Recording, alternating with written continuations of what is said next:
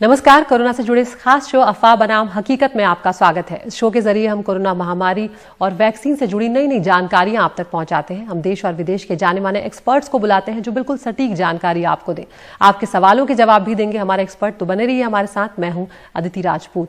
तो सबसे पहले आज रुक कर रहे हैं टॉप स्टोरी का। कोरोना के मामले एक बार फिर तेजी से बढ़ते जा रहे हैं और आज जब हम ये शो कर रहे हैं साल 2021 में कोरोना के अब तक के सबसे ज्यादा मामले आज सामने आए हैं। पिछले 24 घंटों में देश में 26,291 नए मरीज कोरोना से संक्रमित हुए हैं। 24 घंटों में देश में 118 लोगों की जान गई है कोरोना के चलते। तो अब सवाल ये उठ रहा है कि क्या हमारे देश में ये कोरोना की दूसरी लहर है जो दस्तक दे रही है और एक के बाद एक अलग अलग राज्यों से एक बार फिर से मामलों में जो तेजी है वो देखने को मिल रही है। आपको हम एक ग्राफिक्स के जरिए दिखाने की कोशिश कर रहे हैं कि किस तरह से जो ग्राफ है वो लगातार बढ़ता जा रहा है और 20 फरवरी से 15 मार्च तक में ही काफी बढ़ोतरी हुई और कहा जाए अगर पिछला एक हफ्ता जो है करीब 33% ज्यादा मामले इस पिछले एक हफ्ते में सामने आए हैं कोरोना के नए संक्रमित मरीजों के।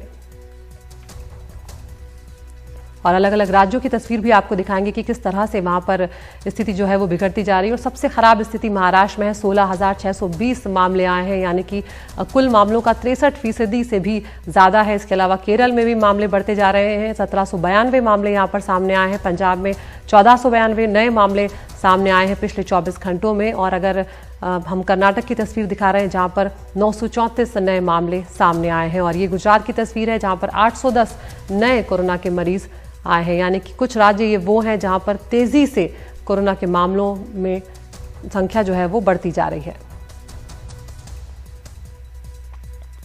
और हमारे साथ खास मेहमान जुड़ रहे हैं। डॉक्टर सरमन सिंह हैं, डायरेक्टर हैं एम्स अस्पताल भोपाल से हमारे साथ जुड़ रहे हैं। सीनियर वायरोलॉजिस्ट भी हैं। डॉक्टर सरमन, बहुत बहुत स्वागत है आपका हमसे जुड़ने के लिए। यहाँ पर डॉक्टर साहब, जिस तरह से हमने अभी कुछ ग्राफिक्स के जरिए बताया, आपने भी सुना होगा, कहीं ना कहीं चिंता डॉक्टर सरमन बढ़ती चली जा रही है और अब ये सवाल उठ रहा है कि क्या ये कोरोना की दूसरी लहर है जो हमारे देश में दस्तक दे रही है?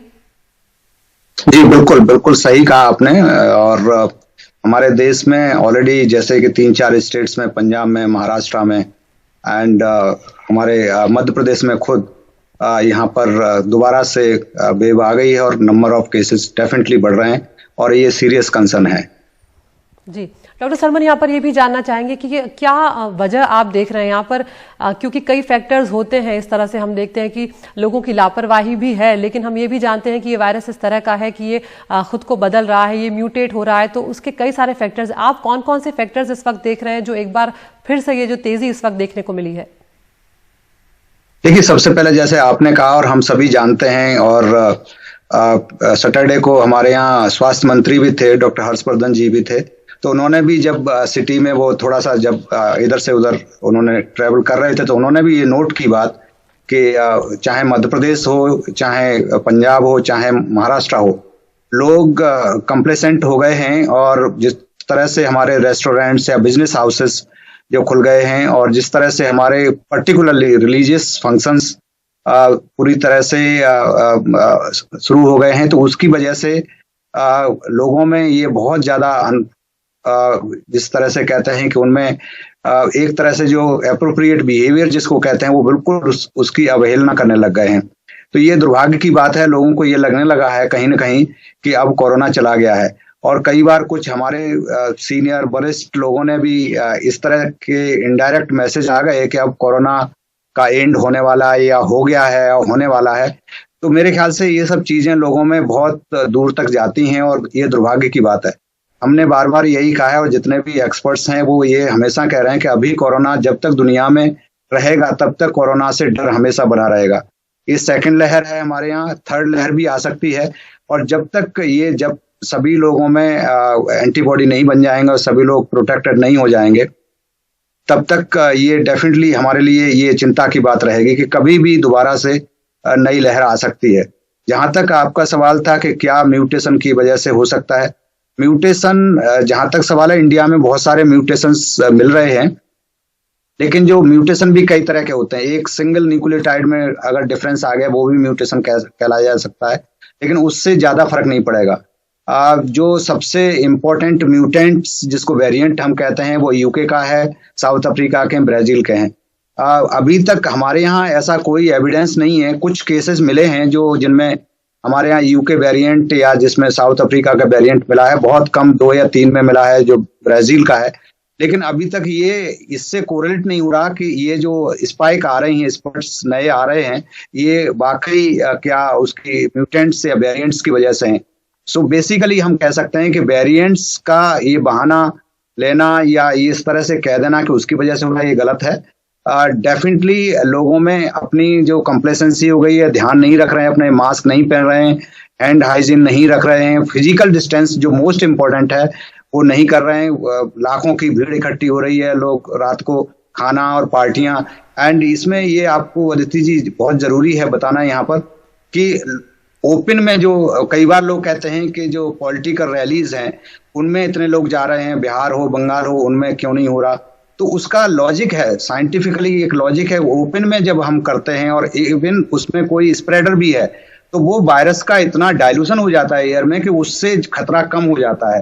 तो ये लोग ये ना सोचें कि पॉलिटिकल रैलीज में अगर इन्फेक्शन नहीं हुआ तो हम अगर सिनेमा हॉल में भी या खाना खाने में रेस्टोरेंट में भी या शादी बारात किसी हॉल में जा रहे हैं उसमें भी उसको एनालॉगस नहीं है दोनों चीजें। तो ये बहुत इंपॉर्टेंट, अंदर जब भी क्लोज्ड एनवायरनमेंट में हम स्प्रेडर, अगर हमारे बीच में एक भी स्प्रेडर होगा तो वो लाखों को हजारों को कर सकता है, जितनी भी भीड़ होगी। डॉक्टर साहब, ये बहुत महत्वपूर्ण बिंदु आपने यहाँ पर उठाया, क्योंकि हम जानते हैं कि अभी 5 राज्यों में विधानसभा चुनाव आ रहे हैं और लगातार नेता जो है वो एक के बाद एक रैलियां कर रहे हैं। आप कह रहे हैं कि जब आप खुले में होते हैं, भीड़ में होते हैं, तब वो वायरस जो है वो इतना ज्यादा फैल जाता है कि वो उतना गंभीर तरह से असर नहीं कर पाता। यानी कि अगर वो फैल भी रहा होगा तो ये भी क्या संभावना है कि शायद एसिम्प्टोमेटिक हो जाए मरीज और उन्हें पता ही ना लगे, लेकिन फैल तब भी रहा हो? बिल्कुल बिल्कुल सही कहा आपने। उस समय जो वायरस का जो लोड होगा, जो डोज मिलेगी किसी भी अनइन्फेक्टेड या नए आदमी को, उसकी डोज इतनी कम होगी कि उसमें एंटीबॉडी हो सकता है कि बन जाए या एसिम्प्टोमेटिक हो जाए, लेकिन वो इतना डोज उसकी कम होगी कि उसको सीवियर इन्फेक्शन नहीं हुआ। तो ये बिल्कुल सही कहा आपने और ये बिल्कुल फैक्ट है। तो इसीलिए वो लोग अननोटिस भी जा सकते हैं, बहुत सारे लोग। अनफॉर्चुनेटली अभी हम देख रहे हैं कि पिछले 2-1 महीने से कोई सीरो सर्वे हुआ नहीं है, तो ये आज की डेट में बताना बड़ा मुश्किल है कि वाकई आज की डेट में सीरो प्रेवलेंस कितनी हो गई है देश में और विभिन्न स्टेट्स में खासतौर से। जी, तो डॉक्टर साहब, आपसे मैं यहाँ पर ये भी पूछना चाहूंगी कि आप इस वक्त क्या संदेश देना चाहेंगे, क्योंकि लगातार हम ये तो कह रहे हैं लोगों को कि मास्क जरूर पहने, अगर थोड़ी बहुत लापरवाही हो भी रही है, अगर आपको भीड़ में जाना भी पड़ रहा है, अगर आप पब्लिक ट्रांसपोर्ट का इस्तेमाल भी कर रहे हैं, तब भी वो काम का हिस्सा है या वो जरूरत का हिस्सा है, लेकिन कम से कम कुछ ऐसी चीजें जिनको इस वक्त किया जा सकता है, वो आप क्या कहना चाहेंगे? देखिए, जैसा कि दिल्ली गवर्नमेंट ने बेस्ड जिसको कह सकते हैं वो किया था, बहुत स्ट्रिक्टली उन्होंने फाइन भी इंप्लीमेंट किए थे और लोगों को पनिश किया था।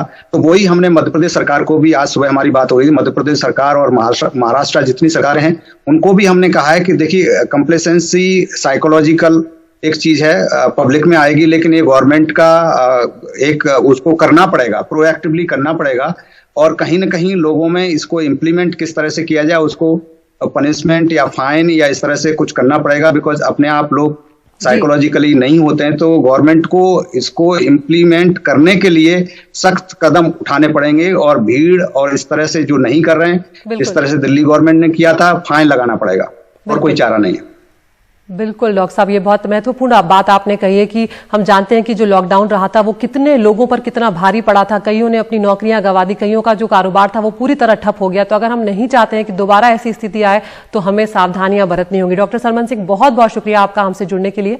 एक छोटे से ब्रेक के लिए यहाँ पर रुक रहे हैं। ब्रेक के बाद एक और मुद्दा अहम है कि जो लोग दिल के मरीज हैं वो वैक्सीन लेने को लेकर लगातार संशय में है कि उन्हें क्या करना चाहिए, क्या जो दवाइयां वो ले रहे हैं वो लेना चाहिए या नहीं। इस मुद्दे पर भी बात करेंगे एक छोटे से ब्रेक के बाद।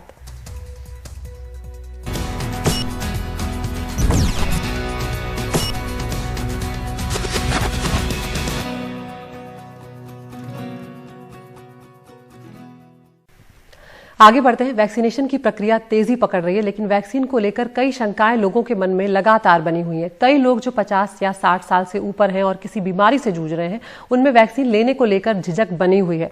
तो आज हम कोशिश कर रहे हैं दिल के मरीजों से जुड़े सवालों को उठाया जाए। अगर आपके घर का कोई सदस्य दिल का मरीज है या डायबिटिक है या फिर हाई ब्लड प्रेशर से जूझ रहा है, तो आपके लिए ये जानना महत्वपूर्ण हो सकता है। हमारे साथ खास मेहमान जुड़ रहे हैं। डॉक्टर समीर दानी है, कार्डियोलॉजिस्ट हैं, डायरेक्टर हैं department of cardiology, Apollo hospital Ahmedabad से हमारे साथ जुड़ रहे हैं। डॉक्टर साहब, बहुत शुक्रिया आपका हमसे जुड़ने के लिए।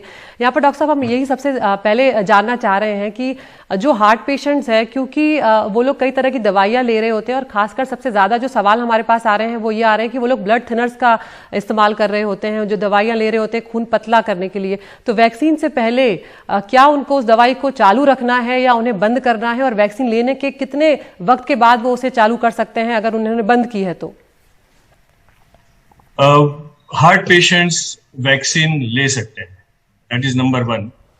हार्ट पेशेंट्स अगर ब्लड थिनर्स ले रहे हैं तो कोई प्रॉब्लम नहीं है, ब्लड थिनर्स चालू रखने हैं और ब्लड थिनर्स चालू रख के ही वो वैक्सीन ले सकते हैं। हार्ट पेशेंट के लिए ब्लड थिनर्स लेते हो, हार्ट की दवाइयाँ लेते हो, फिर भी वैक्सीन लेना बहुत आवश्यक है। इनफैक्ट नॉर्मल लोगों से उनके लिए वैक्सीन लेना ज्यादा आवश्यक है, क्योंकि हार्ट पेशेंट्स को जब कोविड होता है तो कोविड के कॉम्प्लिकेशंस भी ज्यादा होते हैं, कोविड ज्यादा सीवियर होता है।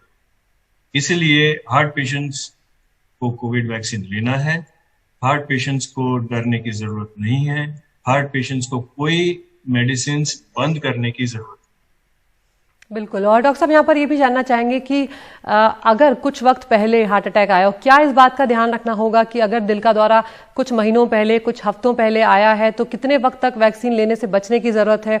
अगर कुछ लोग हैं जिन्होंने बाईपास करवाई है या कुछ ऐसी छोटी मोटी सर्जरी जिन्होंने करवाई है, अगर हार्ट को लेकर स्टेंट लगवाया है, तो क्या उन्हें कितना वक्त तक रुकना चाहिए वैक्सीन लेने के लिए?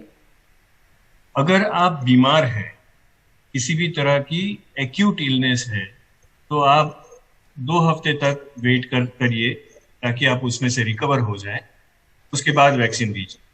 अगर आप बीमार नहीं है, माने कि आपको बुखार नहीं है, आपको अगर हार्ट अटैक आए हुए 2 हफ्ते हो गए हैं, आपका ऑपरेशन हुए 2 हफ्ते हो गए हैं, आपकी एंजियोप्लास्टी हुए 1 वीक हो गया है, तो आप जरूर वैक्सीन ले सकते हैं। और ये जो हम 2 हफ्ते की बात कर रहे हैं, वो भी it is only for abundant precaution, माने कि हम बहुत ही ज्यादा सावधानी की वजह से ये बात कर रहे हैं। ऐसा नहीं है कि हार्ट अटैक के 2 हफ्ते में के अंदर अंदर अगर वैक्सीन ले लिया तो कुछ हो जाए। ये बात सिर्फ इतनी है कि आपका बॉडी अगर नॉर्मल नहीं है, अभी रूटीन स्टेबल नहीं है, तो आप वैक्सीन के लिए 1 आध हफ्ता या 2 हफ्ता इंतजार करें।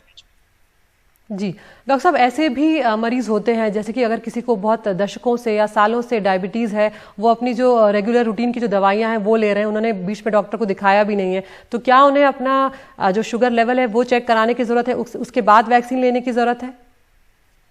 शुगर लेवल वैसे भी चेक कराने की जरूरत होती है, बार बार, हर महीने, हर 15 दिन अगर आपकी डॉक्टर बोले तो वो तो करा लीजिए, उसमें कोई नुकसान नहीं है। पर शुगर लेवल चेक कराने के बाद ही वैक्सीन ले सकते हैं, या तो शुगर लेवल ज्यादा है तो वैक्सीन नहीं ले सकते हैं, ये मान्यता गलत। तो वो चीज आप दिमाग से निकाल दीजिए कि मेरा चेकअप नहीं हुआ है, मेरे टेस्ट नहीं हुए हैं, इसलिए मैं वैक्सीन नहीं ले सकता। नहीं जी, ऐसा बिल्कुल नहीं। आप टेस्ट जरूर कराइए, आप चेकअप जरूर कराइए, आपकी सेहत के लिए जरूरी है, वो वैक्सीनेशन के लिए जरूरी नहीं। बिल्कुल। डॉक्टर साहब, तो एक आखिरी सवाल ये भी मैं जानना चाहूंगी कि जो लोग हाई ब्लड प्रेशर या जिनका कोलेस्ट्रॉल बढ़ा हुआ है, क्या उन्हें किसी तरह की एहतियात बरतने की जरूरत है या वो जाकर आराम से वैक्सीन ले सकते हैं? वो आराम से वैक्सीन ले सकते हैं, और उन्हें वैक्सीन लेने की और भी ज्यादा जरूरत है। तो ब्लड प्रेशर, कोलेस्ट्रॉल, उसका वैक्सीनेशन से कोई मायना नहीं है। आप बेफिक्र रह के वैक्सीन लीजिए और अपने ब्लड प्रेशर और कोलेस्ट्रॉल की फिक्र करें। जी डॉक्टर साहब, एक हमारी दर्शक हैं जिन्होंने अपना सवाल भेजा है, वो हम आपसे उसका जवाब जानना चाहेंगे। स्वाति हैं, वो अपना सवाल पूछेंगी। जी डॉक्टर साहब नमस्कार, मैं स्वाति जोशी, इंपीरियल हाइट्स कसार देवी से। मैं आपसे ये पूछना चाहती हूँ कि जिस तरह से कोरोना अपने दोबारा पैर पसार रहा है, इतना फिर से फैल रहा है, तो क्या आपको लगता है कि हमें दोबारा लॉकडाउन करना चाहिए? दोबारा लॉकडाउन की शायद आवश्यकता नहीं है अभी तो, क्योंकि जब हमने फर्स्ट लॉकडाउन किया उसकी इफेक्ट बहुत अच्छी हुई थी और उसी की वजह से हम काफी हद तक कोरोना से बच पाए हैं। और अभी कोरोना जरूर फैल रहा है, पर कोरोना ज्यादा सेहतमंद लोगों में फैल रहा है। कोरोना की स्पीड भी पहले के मुकाबले कम है और कोरोना से होते हुए मृत्यु का प्रमाण भी कम है। तो अभी सोशल डिस्टेंसिंग, मास्क और सैनिटाइजेशन और वैक्सीनेशन उसमें ऐड हो गया है। तो ऐसा लगता है कि शायद अभी तो लॉकडाउन की इंडिया में जरूरत नहीं है, पर फिर भी ये चीजें बदल सकती है और गवर्नमेंट उसका रिव्यू करेगी और करती रहेगी। जब जरूरत होगी तो सरकार हमें जरूर बताएगी। बिल्कुल डॉक्टर समीर दानी, बहुत बहुत शुक्रिया आपका हमसे जुड़ने के लिए और ये तमाम जानकारियां साझा करने के लिए। जो दिल के मरीज थे, हमारी कोशिश थी कि उनके जो सवाल लगातार आ रहे थे उनके हम जवाब दें यहाँ पर। और लॉकडाउन की जहाँ तक बात है, कोशिश यही करना चाहिए कि ऐसी स्थिति दोबारा ना आए और उसके लिए ज़रूरी है कि आप और हम मिलकर जो एहतियात हैं उन्हें ठीक से बरतें, चाहे वो मास्क लगाना हो, चाहे वो सोशल डिस्टेंसिंग का पालन करना हो। इन सब बातों का ध्यान रखकर हम लॉकडाउन जैसी स्थिति से कम बच सकते हैं। आज के शो में इतना ही। नमस्कार।